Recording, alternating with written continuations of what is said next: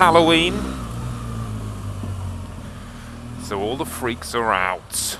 And I'm still on the massive GS because I really like it and I bought it. I know, how extravagant.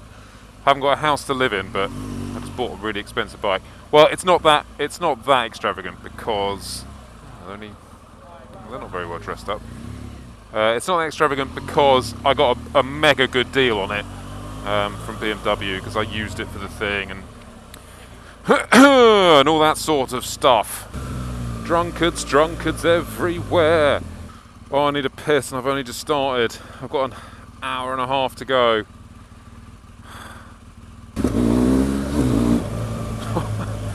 Oh, it is fun. It's fun. I like the bike. It's fun. And the lights are mega good.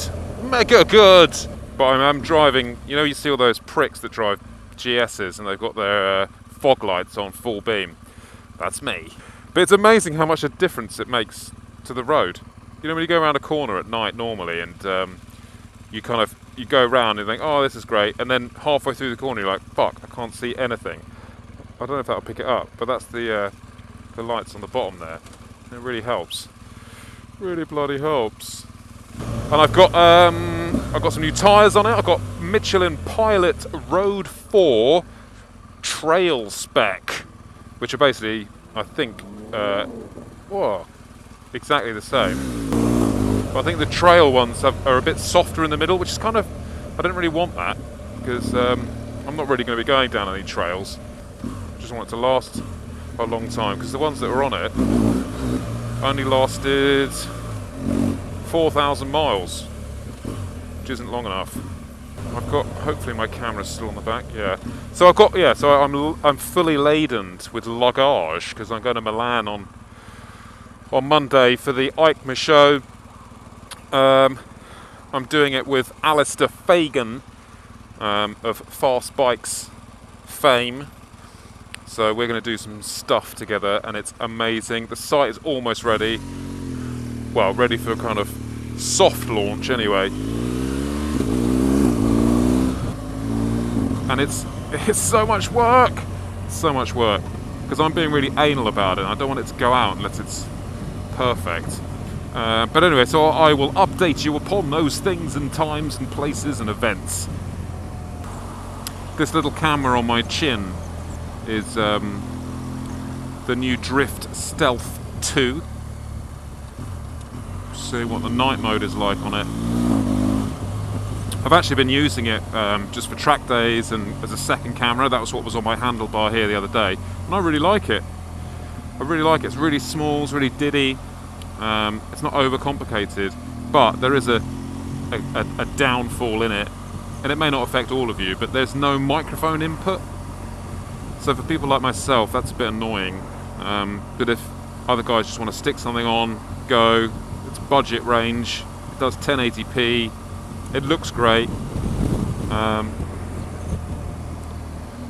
So you can't really go wrong with it. Fucking hell. Oh! The other thing I put, full beam, dickhead. The other thing you may have noticed on Twitter is I posted the other night that my GSXR was seized by the police because I was again a twat, naughty boy. I've been riding this for a while, and then this was in for a service, and I got back on the GSXR and I was just being a twat. And that's another reason actually why I want to just stay on this bike, because even though it's just as fun, you don't end up going at such a high terminal velocity without noticing it. You know, the GSXR does like 90 in first. It's ridiculous, and I just can't. I was so lucky I got away with it. There was a technical issue and they lost the evidence basically. He says doing up his flies. No, they lost the evidence. There was like they fucked up something on this button pushing speeding thing. But anyway, I'm not going to go into too much detail about it. But yeah, I was being a cock, and if they hadn't lost that, I would be being banned from driving and I can't handle that. There's no way I can live with that. So you guys can be all like, you should get the new bloody R1 at 220 brake horsepower. And I'll go, yeah, okay, well, I'll ride that for 6 minutes, lose my license, and then be fucked for like 5 years with insurance and all that shit. So for the winter, I'm very, very happy with this bike. And you know, come the spring, I'll see what else is nice out there. But I'm really enjoying this. The miles just drift away, especially on the motorway. It just crunches through it. Everything's comfortable. It's all nice. I put a load of shit like now. I just strap my bag to the back seat, and I got the top box full of shit. It's brilliant, brilliant. You can keep body parts in there, beards,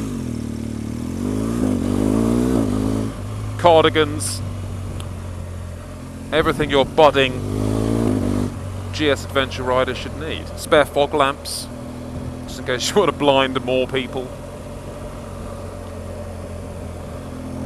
So yeah, I'm on it. So now the long, lonely journey begins. Oh, look, cruise control.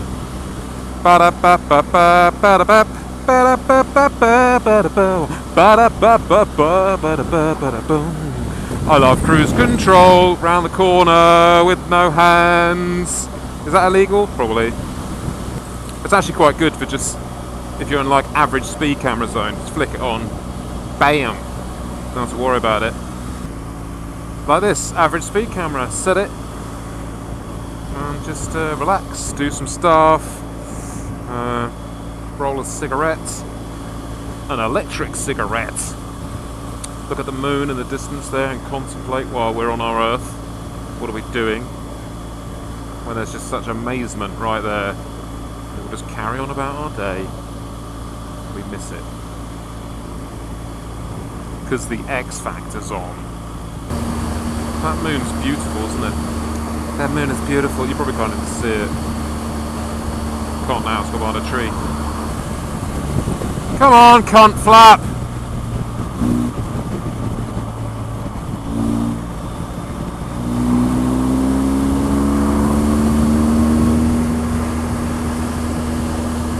So annoying, people that just sit in the middle fucking lane.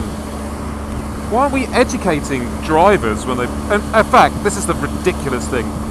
Foreigners probably won't understand this and they'll be like, what the fuck's going on?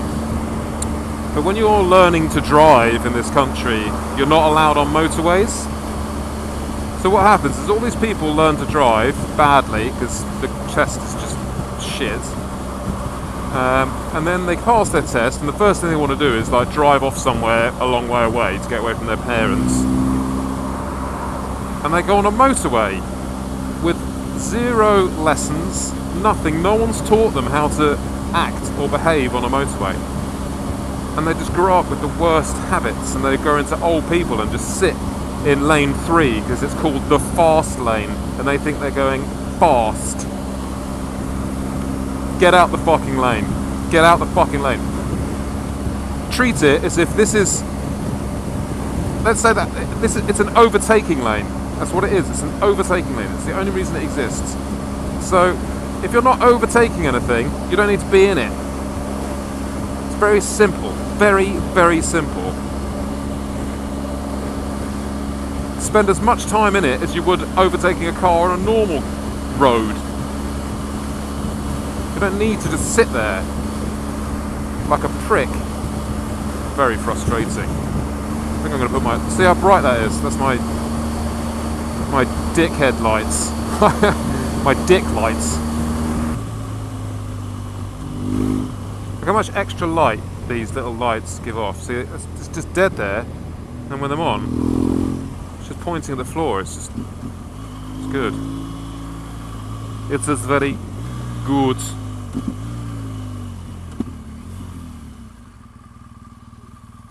What's that geezer doing? What is that geezer doing?